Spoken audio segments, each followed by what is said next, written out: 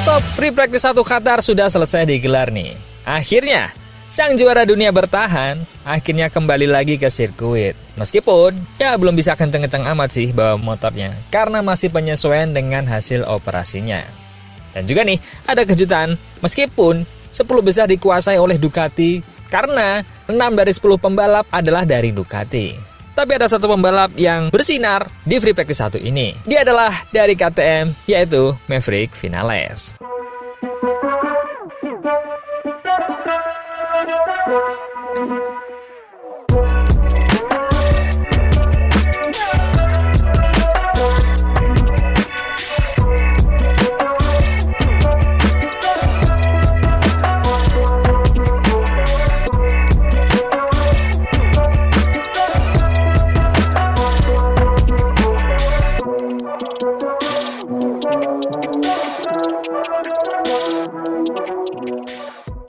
Jangan sampai ketinggalan update tentang MotoGP dari TNT. Dengan cara ketik hashtag MotoGP di kolom pencarian agar kamu bisa mendapatkan pilihan berita menarik yang kamu cari.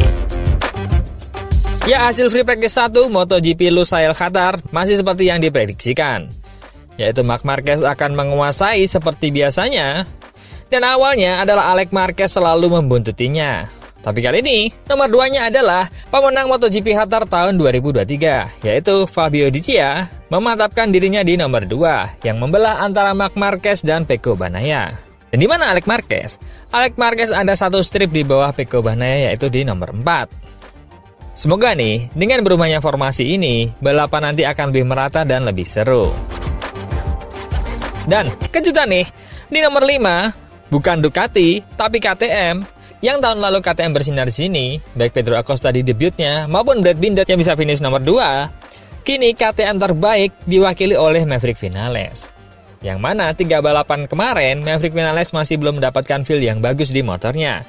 Tapi kali ini jauh meninggalkan teman-temannya, karena Maverick bisa menjadi nomor 5. Jangan-jangan nyuri podium nih nanti. Teman-teman ada yang jagoin Maverick Vinales nggak untuk podium di Qatar ini? Dan kemudian, sepertinya tim satelit utama Ducati ini lagi dalam performa yang bagus, karena Franco Morbidelli juga melengkapinya di nomor 6. Nomor 7, lagi-lagi Ducati, yaitu Fermin Aldeguer, dan 3 balapan kemarin juga agak kesulitan, dan mulai terlihat peningkatannya di Amerika. Kini Fermin bisa mendapatkan hasil baik, yaitu di nomor 7. Nomor 8, Honda, Joan Mir, yang sebelumnya merendah dan mengatakan bahwa tidak berharap apa-apa di Qatar ini. Ternyata Joan Mir mampu menunjukkan hasil yang baik dengan Honda terbaik, yaitu di nomor 8. Nomor 9, Aprilia terbaik diwakili oleh Marco Bezzecchi. Karena ya kita tahu sendiri, Jorge Martin belum bisa menunjukkan kekuatan sepenuhnya. Dan ditutup nomor 10 oleh Pedro Acosta, yang uniknya nih, dia lagi nggak semangat atau gimana atau belum menemukan performa terbaiknya dengan RC16 versi terbaru ini. Tapi tahun lalu, Acosta kenceng banget di sini. Tapi tahun ini, dia malah nggak lebih cepat dari Maverick Vinales. Kemudian perwakilan Yamaha yang tadinya sempat di atas di nomor 4, 5, 6, dan 7, ternyata Fabio Quartararo harus menutup sesi kali ini di nomor 11. Luca Marini, kalau Mimin bilang sih, Luca Marini seperti underdog ya, di mana semuanya lagi sulit menemukan konfigurasi dan sebagainya, tapi tiba-tiba Luca Marini bisa nongol menjadi pembalap terbaik kedua.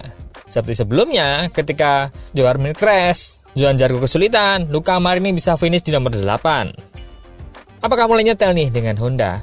Atau ada pressure bahwa dia akan digantikan Acosta ataupun Toprak?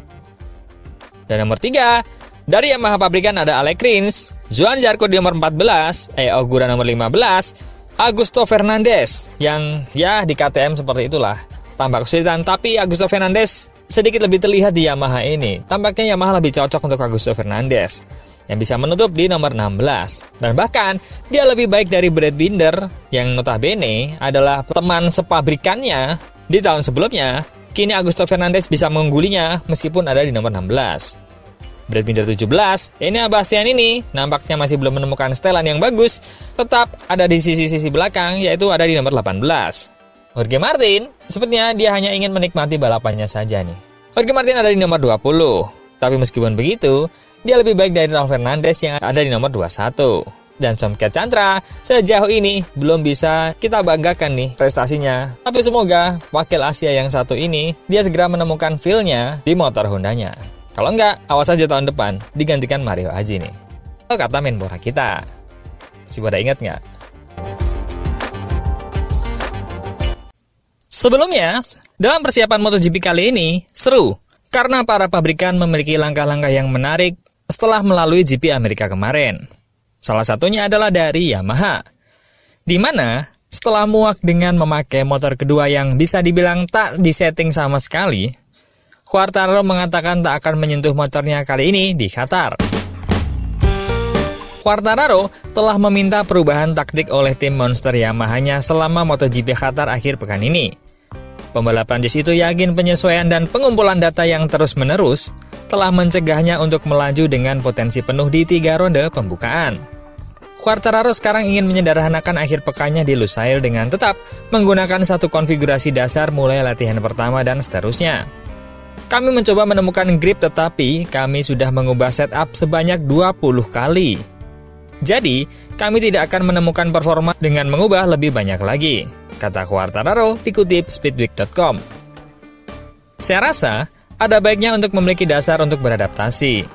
Dan kemudian, jika kita memiliki sesuatu yang penting yang kita rasa akan benar-benar membantu, maka kita dapat mencobanya secara berurutan. Tetapi, saya tidak ingin lagi mencoba hal yang sama lagi di sirkuit yang berbeda. Saya ingin fokus dengan gaya berkendara saya, karena setiap kali kami mengubah sesuatu, saya tidak pernah menemukan batas motor saya. Jadi, saya tidak ingin menyentuh motor di Grand Prix ini dan memiliki basis yang sama dengan free practice 1 hingga balapan. Tentu saja, jika kami perlu melakukan penyesuaian normal, kami akan melakukannya. Namun saya tidak ingin melakukan perubahan terlalu banyak. Quartararo tampil mengesankan dengan menempati posisi ke-6 dan teratas non-Ducati di kota sprint sebelum hujan.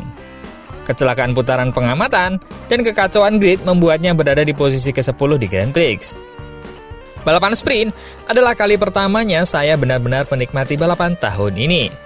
Sayangnya, saya melakukan kesalahan saat lap pengamatan. Lalu, terjadi kekacauan besar itu. Jadi, sayangnya, kami tidak bisa benar-benar tampil. Namun, perasaan saya terhadap motor itu bagus, dan saya pikir, seperti yang saya katakan tadi, bahwa mempertahankan motor yang sama, dan kemudian saya mulai bekerja dengan diri sendiri, saya akan mudah menemukan batasnya dan sangat penting untuk akhir pekan ini. Quartararo sendiri adalah pemenang balapan non-Ducati terkini di Qatar di musim 2021. Dan juga dari pembalap yang akan dikonfirmasi pencapaiannya, Pecco Bagnaia tak akan terbuai dengan kata-kata Marc Marquez dan akan melawannya. Pecco Bagnaia bersiap untuk pertarungan lain dengan pemimpin gelar MotoGP, Marc Marquez dan Alex Marquez. Meskipun pembalap nomor 93 itu merendahkan peluangnya sebelum acara. Baru saja meraih kemenangan beruntung di Austin, Bagnaia bertujuan untuk membangun momentum di lintasan yang lebih cocok dengan gaya berkendaranya. Dia mengatakan, senang rasanya bisa tampil seperti itu di lintasan yang sulit bagi saya, kata Bagnaia menilai penampilannya di kota. Sekarang soal Qatar, ini sirkuit yang lebih baik, lebih cocok untuk gaya balap saya. Saya suka lintasannya. Saya suka tata letaknya. Kami tahu bahwa kami menang karena kecelakaan Marc Marquez. Meskipun saya naik 1/10 detik setiap putaran, potensi saya adalah finish kedua. Tapi kemudian dia terjatuh, dan satu-satunya tujuannya adalah menang. Meski mendapatkan keberuntungan, Bagnaia merasa Austin menandai langkah lain dalam upayanya untuk mendapatkan kembali performa yang membawanya meraih 11 kemenangan GP pada tahun 2024. Di Austin, kami melakukan pekerjaan dengan sangat baik. Langkah yang kami buat bagus, tetapi kami belum menyelesaikan pekerjaan kami. Kami harus terus melaju ke arah yang sama untuk mengambil langkah lebih jauh dalam pengereman dan memasuki tikungan. Dari itu, Marc Marquez, yang satu-satunya kemenangan MotoGP Lusail terjadi pada tahun 2014, mengecilkan peluangnya di Qatar.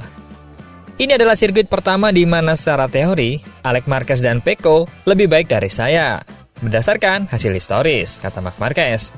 Namun Bagnaia tidak akan terbuai oleh kata-katanya itu. Tahun lalu Marc Marquez sudah kompetitif di sini, bersama Gresini. Jadi saya perkirakan, Marc dan Alex akan tetap menjadi dua pesaingnya kali ini. Memang, pembalap Italia itu memprediksi Marc Marquez akan cepat sejak putaran pertama di Losail, seperti pada 3 akhir pekan balapan lainnya. Sementara itu, dia akan menjadi lebih kuat seiring membaiknya kondisi lintasan yang awalnya kotor, sehingga saya bisa lebih kompetitif dan bertarung. Memang benar, Marc Marquez akan sangat kompetitif di sini, meski mungkin itu bukan salah satu track favoritnya. Begitu pula Alex, kata Banaya. Jadi yang terpenting adalah bekerja seperti yang telah kami lakukan sejak awal musim dan melangkah maju. Absennya uji coba pramusim seperti biasanya di Qatar dan perubahan pilihan ban juga dapat mengubah keadaan. Ban yang dibawa Michelin ke sini sangat bagus. Jadi mungkin musim ini kami juga akan bisa lebih banyak menggunakan ban lunak. Tahun lalu, hampir semua pembalap berlomba dengan ban kompon medium, depan dan belakang. Selain itu, Banaya juga menyambut kembali rivalnya dalam perebutan gelar tahun 2023 dan 2024, Jorge Martin, yang siap melakoni debutnya di MotoGP akhir pekan ini setelah mengalami cedera pramusim. Untuk Jorge, dia tidak perlu menekan dirinya sendiri. Dia hanya melaju 13 putaran musim ini dengan motor MotoGP. Lalu dia mengalami 3 kecelakaan besar. 1 saat latihan dan 2 di Malaysia. Jadi, dia tidak perlu terburu-buru. Hanya beradaptasi, cukup memahami, dan menikmati balapan akhir pekan. Tidak akan mudah baginya untuk menikmati akhir pekan pertama karena motor MotoGP adalah motor yang tangguh. Dan dalam kondisi seperti ini, mungkin akan sedikit kesulitan. Namun, dia punya cukup waktu untuk meningkatkan performanya selama akhir pekan balapan dan balapan berikutnya. Banaya akan memulai akhir pekan di Qatar ini dengan selisih 11 poin di belakang Marc Marquez dan 12 poin dari pemuncak klasmen Alex Marquez. Sedangkan dari Honda, Joan Mir mengakui keraguannya di Qatar. Joan Mir telah menunjukkan peningkatan daya saingnya yang signifikan di tahun ini. Tetapi saat GP Qatar semakin dekat, dia mengakui memiliki beberapa keraguan tentang apa yang dapat dia lakukan di lintasan itu. Mengenai sirkuit Losail, Mir tampak kurang percaya diri. Ini adalah sirkuit tempat saya akan mengulang sedikit dari apa yang saya katakan Kamis lalu. Saya tidak tahu apakah kami bisa bersaing di sini. Di sini, memiliki lintasan lurus yang sangat panjang dan aspalnya kurang mencengkram. Mungkin itu skenario terburuk yang mungkin terjadi pada motor kami. Meski begitu, juara dunia 2020 itu tetap berharap akan ada kejutan. Di sirkuit lain, kami kompetitif. Jadi saya tidak melihat alasan mengapa kami tidak mencoba. Jumat akan menjadi hari yang penting, di mana kami bisa memahami di mana posisi kami. Saat ini, Mir telah mengoleksi 10 poin sejauh ini. Tetapi dia mengalami beberapa kemunduran yang tidak terduga ketika dia menunjukkan level yang menarik. Dan juga, kemudian dia menanggapi komentar Fabio Quartararo tentang Honda. Di mana komentar itu adalah Joan Mir sekarang berkendara lebih sesuai dengan tuntutan motor. Ditanya tentang pendapat Fabio Quartararo yang menyadari adanya perubahan dalam gaya berkendaranya, Joan Mir menegaskan adaptasinya terhadap Honda yang menuntut dan menjelaskan perbedaannya dibanding dengan Yamaha. Dalam jumpa pers menjelang GP Qatar, disebutkan bahwa Fabio Quartararo menyaksikan Joan Mir di lintasan Austin dan menilai pembalap Spanyol itu mengemudi dengan sangat berbeda dibandingkan tahun lalu. Joan Mir setuju dengan sebagian pernyataan itu. Ya, saya rasa saya berkendara lebih baik. Lebih sesuai dengan gaya yang dituntut motor ini. Pengereman misalnya.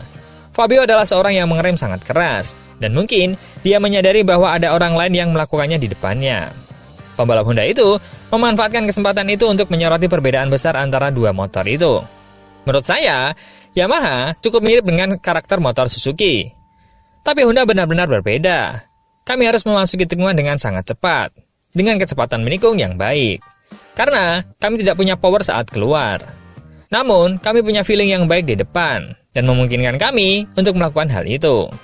Joan Mir juga menunjukkan Yamaha dan Suzuki dan pabrikan lain mempersiapkan powernya untuk keluar tikungan dengan baik. Karena mereka mungkin memiliki cengkraman yang lebih baik. Saya pikir itulah perbedaan utamanya. Dengan analisis teknis ini, pembalap Spanyol itu tidak hanya menunjukkan proses adaptasi dengan prototipe Honda yang menuntut, tetapi juga kesadarannya akan keterbatasan saat ini dibandingkan dengan para pesaingnya. Sedangkan dari penantang gelar tahun lalu, Enea Bastianini beralih ke KTM RC16, berarti memaksanya untuk berpikir ulang. Setelah pindah ke Red Bull KTM Tech 3, Enea Bastianini mencari konsistensi. Pembalap Italia itu tahu, dibutuhkan lebih dari sekedar penyesuaian pada mesin MotoGP dan gaya berkendaranya. Dia mengharapkan dorongan baru di Qatar ini. Bagi Enea Bastianini, transisi dari merah ke oranye sama sekali tidak mulus. Pembalap Italia berusia 26 tahun itu, pemenang MotoGP 7 kali bersama Ducati, harus memulai lagi setelah pindah ke KTM. Setelah 3 akhir pekan balapan, dia berada di posisi ke-12 dalam kejuaraan dunia dengan 16 poin. Terobosan yang diharapkan sejauh ini gagal terwujud. Namun di Austin, setidaknya ada tren peningkatan. Setelah sprint yang lemah, posisi ke-7 pada hari Minggu adalah hasil balapan terbaik sejauh ini di saddle KTM. Meskipun, Bastianini memandang keberhasilan ini dengan hati-hati. Saya adalah pembalap KTM terbaik di Austin. Tapi hal itu juga karena yang lain tidak beruntung. Dan meskipun waktu putaran saya kuat, saya butuh sesuatu yang berbeda pada motor agar benar-benar cepat. Meskipun pembaharuan teknis tersedia, pembalap Italia itu meredam ekspektasinya. Sebelum ini, kami sedang mencoba beberapa bagian baru. Tapi sejujurnya, saya tidak mengharapkan adanya perubahan besar. Tapi terkadang, perubahan yang sangat kecil pun dapat menghasilkan perbedaan yang besar. Tapi kita harus menunggu dan melihat. Sebuah pola terlihat jelas sepanjang musim Bastianini di KTM sejauh ini. Hari Jumat akan sulit, hari kedua akan ada kemajuan, dan baru perubahannya akan terlihat pada hari Minggu. Bastianini bisa menunjukkan potensi aslinya. Menurutnya, alasan utama mungkin adalah referensi. Di Ducati, semuanya berbeda. Banyak referensi. Semua seperti satu tim. Sekarang, saya harus benar-benar memikirkannya dan mensolusikan sendiri di setiap sirkuit. Tapi setidaknya, grafik level pembelajarannya makin membaik. Pada awalnya, motor ini benar-benar baru bagi saya. Sekarang saya mulai merasakan sensasi yang lebih baik. Saya pikir itu akan menjadi lebih mudah seiring berjalannya sisa musim. Bastianini tetap berambisi. Saya ingin menjadi pembalap yang lebih baik dari yang saya capai selama ini. Di Qatar, dia bisa lebih optimis. Di sini, dia memenangi pembuka musim 3 tahun lalu bersama tim satelit Gresini.